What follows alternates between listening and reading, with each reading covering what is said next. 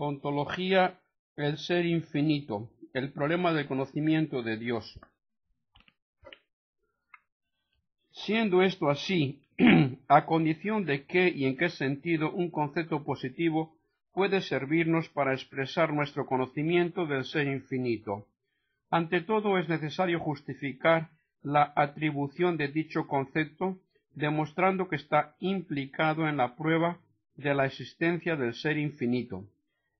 Debemos después negar toda realización finita, toda modalidad finita en el atributo expresado por el concepto en cuestión, reconociendo que, por el contrario, la realización de dicho atributo en Dios sobrepasa todo cuanto nosotros podamos concebir en nuestro conocimiento propio, puesto que precisamente se trata de un ser trascendente al orden de lo finito. Esto es, al orden de nuestro conocimiento propiamente humano.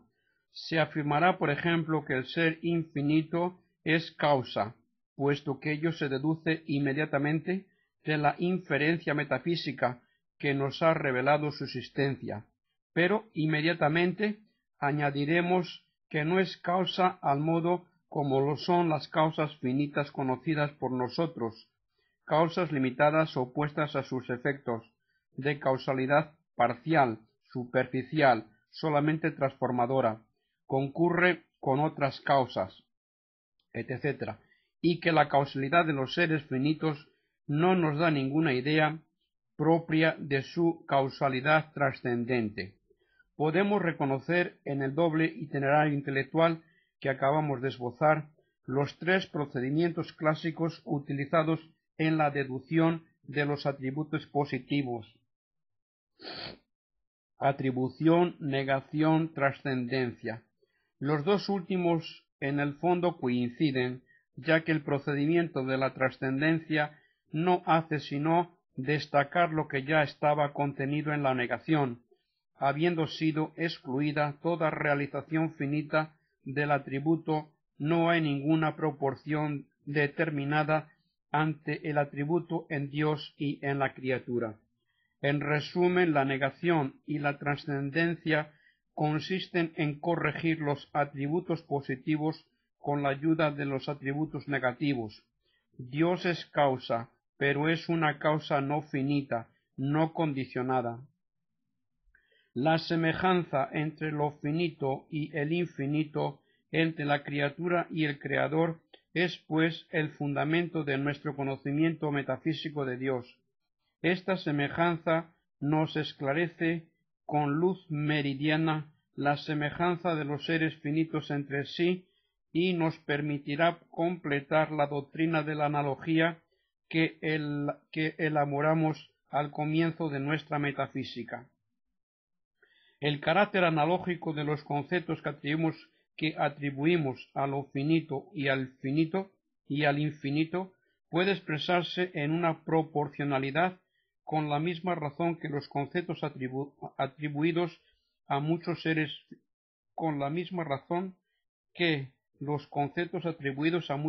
finitos. El ser conviene a Dios, más o menos como conviene a Sócrates y al gato Pitu. Mas ahora sabemos que la analogía se fundamenta en la participación, esto es, en el hecho de que todos los seres finitos proceden del ser infinito y, en consecuencia, tienen parte en algo de su infinita perfección. Resulta evidente que la analogía de lo finito y del infinito comporta un analogado principal y analogados secundarios, ya que uno de los términos de la analogía, el infinito, posee el atributo análogo a título especial y primario, mientras que los otros lo poseen a título secundario y derivado, en virtud de su relación y dependencia respecto del primero. Podemos observar, siguiendo a Santo Tomás, que en el orden del conocer, el analogado principal es lo finito, en el sentido de que nuestros conceptos designan primera y propiamente los objetos finitos. Legítimamente, no pueden designar al infinito sino en sentido impropio y análogo, en virtud de la inferencia metafísica que nos revela al infinito como causa de lo finito. La analogía de lo finito y del infinito se llama con frecuencia analogía de atribución. Puede aceptarse esta manera de hablar a condición de que se subraye la diferencia esencial que existe entre la analogía metafísica de atribución y la analogía de atribución ordinaria. El ejemplo clásico de la analogía de atribución es el de la salud. El sentido propio, el concepto salud, en sentido propio, el concepto salud designa una cualidad del organismo vivo, un cierto equilibrio interno, resultante de la buena constitución y funcionamiento de dicho organismo. Cuando decimos que un alimento o que el color de una persona son sanos, lo hacemos en un sentido impropio o análogo, en virtud de una atribución.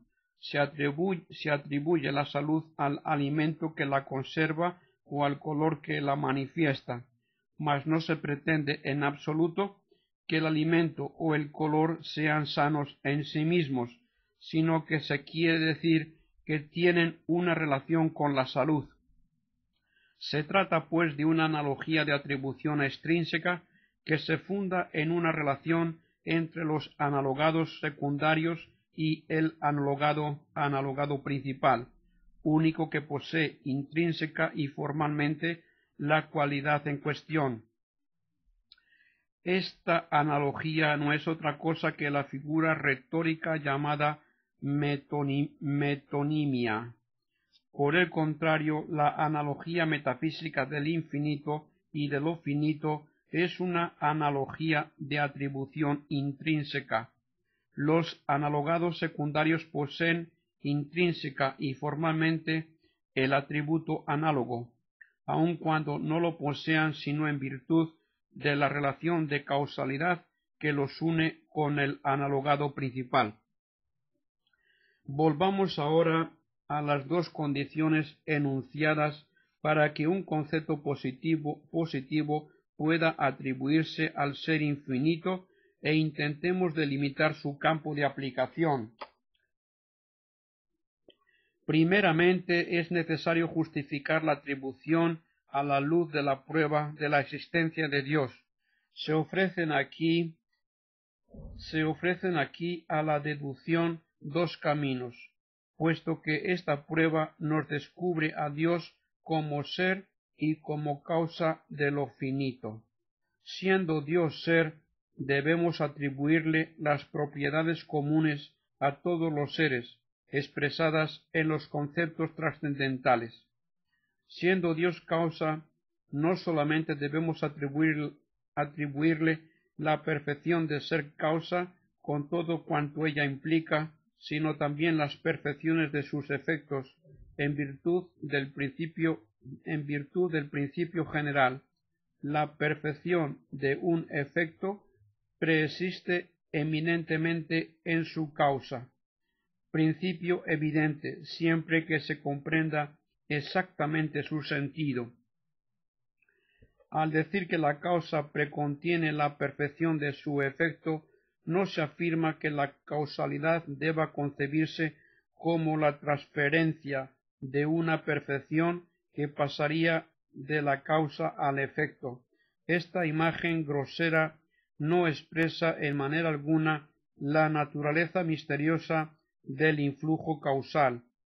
Más bien se quiere decir que por tener la capacidad o la potencia de producir tal efecto, la causa debe poseer en sí misma un grado de perfección al menos igual al del efecto producido.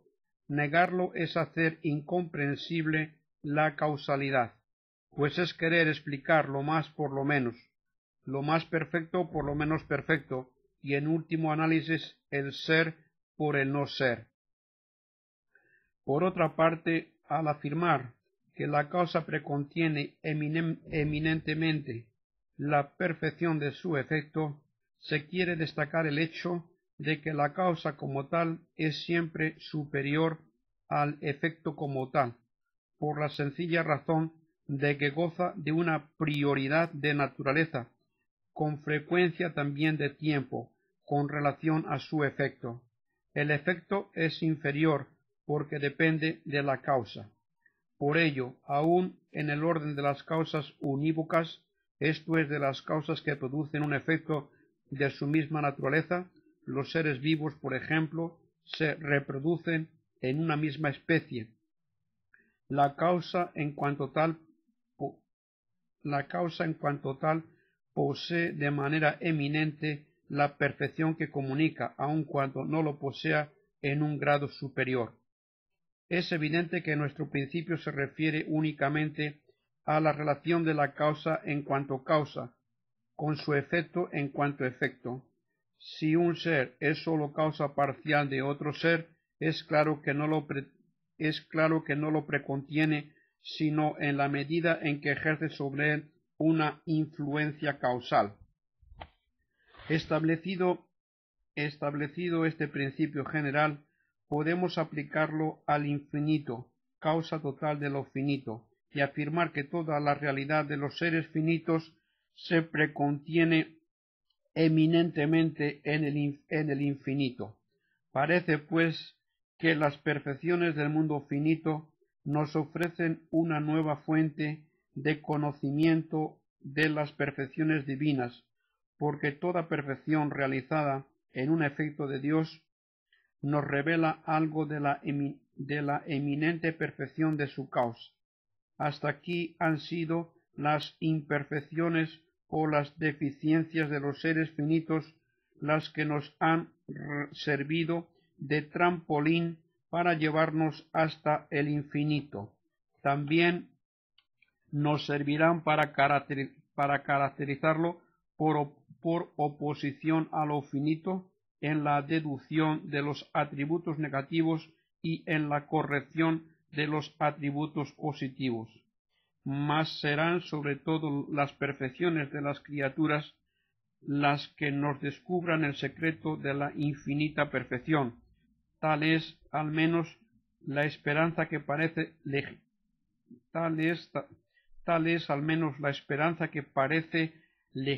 legitiman las reflexiones hechas hace un instante. Pero se ha formulado también una segunda condición que parece comprometer esta esperanza. Se debe negar toda modalidad finita en la manera que tiene Dios de poseer las perfecciones que le atribuimos. Debemos afirmar que las posee de manera infinita, esto es, sin ninguna proporción determinada con las mismas perfecciones realizadas en los seres finitos. ¿Qué nos quedará ya de la atribución una vez terminado este proceso negativo?